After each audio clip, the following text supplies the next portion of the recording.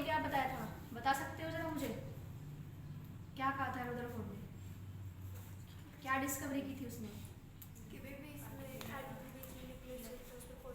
Atom के बीच में nucleus होता है, उस पर क्या होता है, पॉजिटिव चार्ज, ठीक है। और जो इलेक्ट्रॉन होते हैं वो क्या करते हैं, वो रिवॉल्व करते हैं एटम के चारों तरफ, ठीक है। लेकिन इसका मॉडल भी रुदरफोर्ड का इतना ज़्यादा नहीं चल पाया, क्योंकि कुछ चीज़ें हैं जो ये एटम के बारे में नहीं बता पाए। तो उसी के बारे में हम यहाँ पढ़ेंगे, ड्रॉबैक ऑफ रुदरफोर्ड मॉडल या फिर फेलियर ऑफ रुदरफोर्ड मॉडल, यानी क्या कारण थे इसके मॉडल फेल होने के। नंबर फर्स्ट कारण, ही कैन नॉट, लिखोगे ही कैन नॉट, बहुत इंपॉर्टेंट है, अब की बार ये बोर्ड के एग्जाम में आया था। ही can not explain, he can not explain stability, stable होती है कोई चीज, stability of atom, he can not explain stability of atom, यानी एटम की स्टेबिलिटी के बारे में ये नहीं बता पाए। क्यों नहीं बता पाए, रीजन है इसका, इन्होंने कहा कि मान लीजिए ये एटम है और ये हो गया यहाँ पर न्यूक्लियस पॉजिटिव चार्ज, और ये हो गया यहाँ पर क्या, इलेक्ट्रॉन। तो ये इलेक्ट्रॉन क्या करता है, रिवॉल्व कर रहा है, ये सर्कुलर मोशन में क्या कर रहा है, रिवॉल्व कर रहा है, ठीक है। तो जब इलेक्ट्रॉन रिवॉल्व करेगा ना, इलेक्ट्रॉन रिवॉल्व करेगा किसी सर्कुलर मोशन में, तो वो अपनी एनर्जी को इमिट करता है। भाई अगर हम घूम रहे हैं तो क्या होगा, हमारी एनर्जी क्या होगी, खर्च होगी ना। फिर एक कंडीशन ऐसी आ जाएगी कि हम उसी स्पीड से तो नहीं घूम पाएंगे जिस स्पीड से हम पहले घूम रहे थे, तो धीरे धीरे क्या हो जाएगा। फिर वो हंसी क्यों आ रही है नहीं आ रही है। जब ये इलेक्ट्रॉन इसमें घूमेगा तो क्या हो जाएगा, धीरे धीरे अपनी एनर्जी को क्या करेगा, इमिट, और फाइनली जब इसकी सारी एनर्जी क्या हो जाएगी, इमिट हो जाएगी, निकल जाएगी बाहर, तो ये जो न्यूक्लियस है इसे अपनी तरफ क्या करेगा, अट्रैक्ट, क्योंकि इसके ऊपर क्या है, चार्ज है पॉजिटिव, इसके ऊपर क्या है, चार्ज है। जब इसे टकराएगा तो एटम क्या हो जाएगा, खत्म हो जाएगा, डिस्ट्रॉय हो जाएगा। जबकि एटम तो क्या होता है, स्टेबल होता है। अगर एटम ही नहीं रहेगा तो फिर उसमें प्रोटॉन, इलेक्ट्रॉन, न्यूट्रॉन वगैरह कहाँ हम बता पाएंगे। बात समझ में आई। तो ये क्या नहीं कर पाए थे, ही can not explain stability of atom, atom की स्टेबिलिटी को ये नहीं बता पाए थे, ठीक है। क्योंकि इनके अकॉर्डिंग अगर हम चले, इलेक्ट्रॉन रिवॉल्व कर रहा है, घूम रहा है, तो जब कोई चीज़ घूमेगी तो एनर्जी को क्या करेगी, इमिट करेगी, लाइट की फॉर्म में या रेडिएशन की फॉर्म में। फिर ऐसा तो है नहीं कि भाई वो लगातार ही घूमता रहेगा। आप भी अपने आप को देखो, सुबह खाना खा के आते हो, तो ऐसा थोड़ा नहीं कि शाम तक आप चलते रहोगे ऐसे ही। क्या करते हो, फिर दोपहर में भी लेते हो, फिर शाम को भी खाते हो, तो एनर्जी क्या होती है, खत्म होती है ना। और जब किसी चीज़ की एनर्जी खत्म होती है तो यहाँ पर क्या हो जाएगा, ये इसको अपनी तरफ खींचेगा, जिसके कारण इसे टकराएगा, टकराने के बाद एटम जो है वो डिस्ट्रॉय हो जाएगा। बात समझ में आई। लिखोगे इसमें Maxwell theory, Maxwell theory,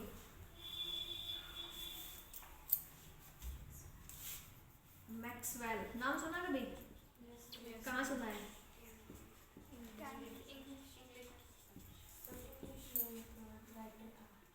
writer थे, मैग्नेटिज्म वगैरह के बारे में डिस्कवरी की है उन्होंने, बहुत बड़े साइंटिस्ट हुए हैं ये।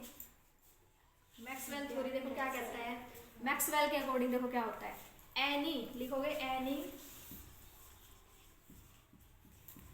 एसिलेटेड, एनी एसिलेटेड, एसिलेटेड का मतलब जो जिसकी वेलोसिटी हो, acylated charge particle,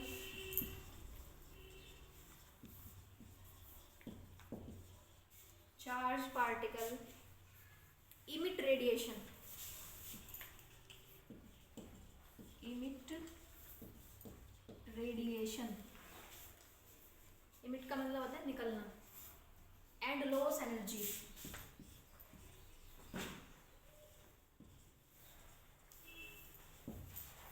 and lose energy। यानी मैक्सवेल ने ऐसा कहा कि अगर कोई भी चार्ज पार्टिकल है और वो मोशन में है तो वो क्या इमिट करेगा, रेडिएशंस इमिट करेगा। अगर रेडिएशन इमिट होगी तो उसकी एनर्जी भी क्या होगी, लॉस होगी, ठीक है। तो ये चीज़ें यहाँ पर भी देखो, यहाँ पर भी फॉलो हो रही है, चार्ज पार्टिकल इलेक्ट्रॉन, ये मोशन में है, मोशन में है तो क्या करेगा, इमिट करेगा किसको, अभी जैसे मैंने आपको बताया रेडिएशन को इमिट करेगा, जिसके कारण क्या हो जाएगा, इसकी एनर्जी क्या हो जाएगी, लॉस हो जाएगी। ठीक है, और फिर क्या हो जाएगा लास्ट में, ये जो पॉजिटिव चार्ज है इलेक्ट्रॉन को अपनी तरफ अट्रैक्ट कर लेगा और एटम जो है वो क्या हो जाएगा, डिस्ट्रॉय हो जाएगा।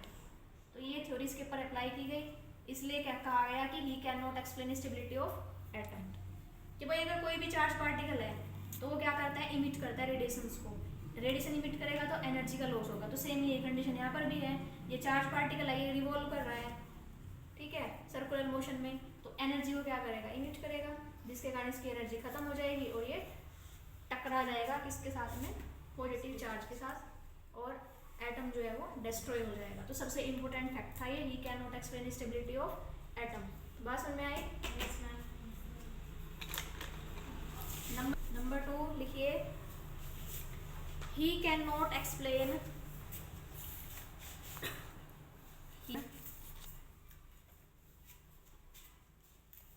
line spectrum, he cannot explain line spectrum,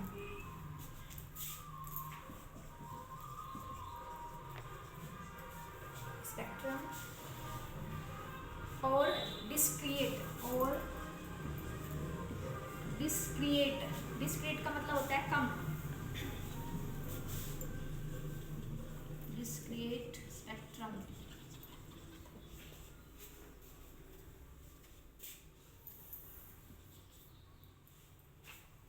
he can not explain line spectrum और डिस्क्रीट स्पेक्ट्रम।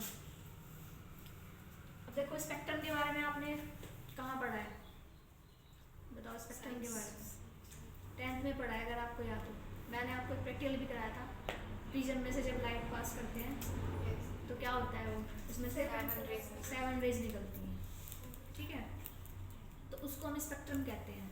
जो स्पेक्ट्रम बन रही है ना, पट्टी जो बन रही है कलर की, उसको क्या बोलते हैं, स्पेक्ट्रम।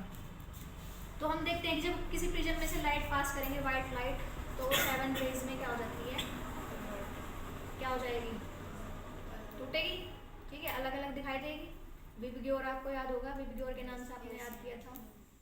तो सेम ऐसे ही जब हम मान लीजिए कोई भी कंटेनर है, अगर हम उस कंटेनर के अंदर कोई भी गैस ले लें, मान लीजिए हाइड्रोजन ले ली हमने यहाँ पर, और इसमें हम लाइट पास करते हैं, तो जब हम देखते हैं ना इधर यहाँ पर सामने देखते हैं, तो ये कुछ लाइनें दिखाई दे रही हैं, रंगों की कुछ ही पट्टियाँ जो होती हैं वो क्या होती हैं, दिखाई देती हैं, सारी नहीं दिखाई देती, 7 के 7 नहीं दिखती, कहीं पर येलो दिख रही है, किसी में वॉयलेट दिख रही है, ठीक है। तो ये उसके बारे में नहीं बताया पाए भाई कि क्यों नहीं दिखाई दे रही, सारी की सारी कुछ ही क्यों दिखाई दे रही है, जबकि हमने पढ़ा है कि अगर हम क्या करते हैं, लाइट रेज को पास करेंगे तो वो किस में कन्वर्ट हो जाएगी, तो इसलिए ये नहीं बता पाया, नहीं एक्सप्लेन कर पाया स्पेक्ट्रम के बारे में, इसलिए इस स्पेक्ट्रम का नाम क्या रख दिया उन्होंने, डिस्क्रिएट। डिस्क्रिएट का मतलब कुछ ही दिखाई देना, भाई कुछ ही स्पेक्ट्रम जो है वो दिख रहे थे, बाकी नहीं दिख रहा था। आई बात समझ में? अगर हम यहाँ पर हाइड्रोजन की जगह कोई और ले लें, ऑक्सीजन ले लें, तो मान लीजिए बस हमें यहाँ कौन सी ग्रीन दिखाई दे रही है लाइट, बाकी और सारी कहाँ चली गई, ठीक है, उसके बारे में ये नहीं बता पाया। बात समझ में आई? ग्रीन ही क्यों दिखाई दे रही है, या फिर येलो ही क्यों दिखाई दे रही है, या रेड ही क्यों दिखाई दे रही है, बाकी कहाँ गई सारी। बात समझ में आई? तो उसके बारे में ये क्या नहीं बता पाया, एक्सप्लेन नहीं कर पाया। तो ये बहुत इंपॉर्टेंट है। इसका जो मॉडल हुआ था इसी कारण फेल हुआ था, एक तो एटम की स्टेबिलिटी को नहीं बता पाया, दूसरा क्या नहीं कर पाया, line spectrum and discrete spectrum जो बनाया है उसको ये एक्सप्लेन नहीं कर पाया। फिर आए नील्स बोर। इसके बाद इस मॉडल के फेल होने के बाद वह तो मतलब काफ़ी कुछ इन्होंने मतलब कर लिया था डिस्कवर्ड, बट फिर भी इनका मॉडल इतना नहीं चल पाया। तो यहाँ तक समझ में आया रुदरफोर्ड मॉडल क्या है और उसके ड्रॉबैक्स क्या हैं, फेलियर होने के क्या कारण है। ये बहुत इंपॉर्टेंट है, फेलियर होने के कारण 3 मार्क्स में आया था आपकी बार। तो 2 ही चीज़ लिखनी थी आपको, 2 ही लाइन लिखनी थी। एक तो ये कि ही can not explain stability of atom, और दूसरा ही can not explain line spectrum और डिस्क्रिएट स्पेक्ट्रम। बात समझ में आई Yes. सभी को? चलो